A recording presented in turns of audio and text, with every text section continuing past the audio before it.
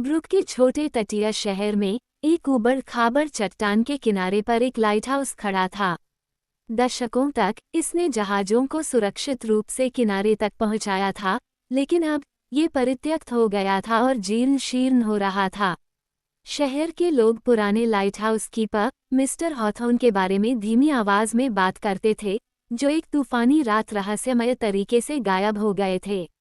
तब से लाइटहाउस के अंदर अजीबोगरीब रोशनी टिमटिमाती देखी गई थी, भले ही यह सालों से खाली था।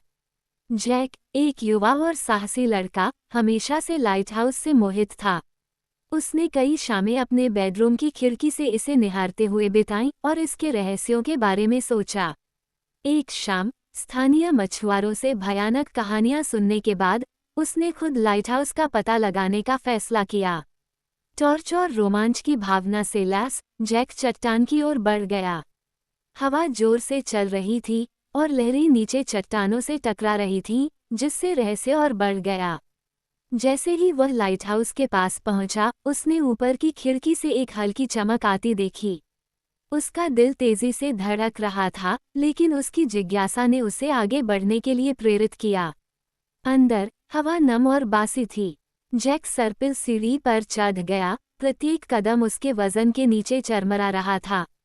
वो ऊपर पहुंचा और लालटेन कक्ष को खाली पाया, सिवाय एक पुरानी, धूल भरी लॉगबुक के। जब उसने इसके पन्नों को पलटा, तो उसे मिस्टर हॉथॉर्न द्वारा लिखी गई प्रविष्टियां मिली, जिसमें चट्टानों के पास एक भूतिया आकृति के अजीबोगरीब घटनाओं और देखे जाने का विवरण था। अचानक कमरे में ठंडी हवा का झोंका आया और लालटेन टिमटिमा उठी। जैक ने पीछे मुड़कर देखा और देखा कि दरवाजे पर एक छायादार आकृति खड़ी है। वह जम गया, हिलने या बोलने में असमर्थ। आकृति आगे बढ़ी, जिससे मिस्टर हॉथॉर्न का भूतिया रूप सामने आया। तुम यहाँ क्यों हो? भूतिया रखवाले ने ऐसी आवाज में पूछा जो पूरे कमरे में गूंज रही थी। जैक ने अपनी पूरी हिम्मत जुटाते हुए जवाब दिया, मैं जानना चाहता था कि तुम्हारे साथ क्या हुआ। शहर का कहना है कि तुम गायब हो गए हो। श्री हॉथॉर्न ने आह भरी और जैक को अपने पीछे आने का इशारा किया। वे सीढ़ियों से नीचे उतरे और लाइटहाउस के नीचे एक छिपे हुए कमरे में पहुंचे।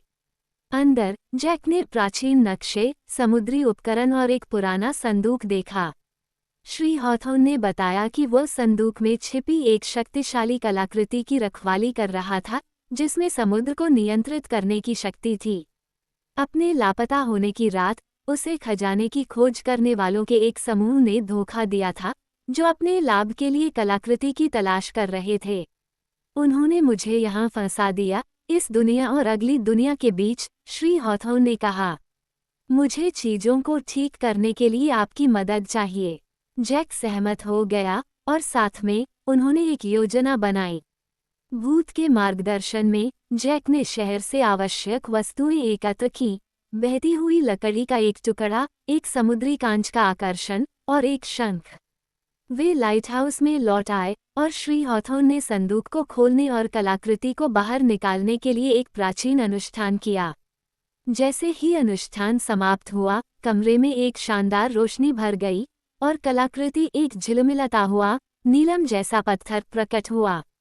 श्री हॉथॉर्न की भूतिया आकृति फीकी पड़ने लगी, लेकिन पूरी तरह से गायब होने से पहले उन्होंने जैक को उसकी बहादुरी के लिए धन्यवाद दिया और उसे पत्थर सौंप दिया।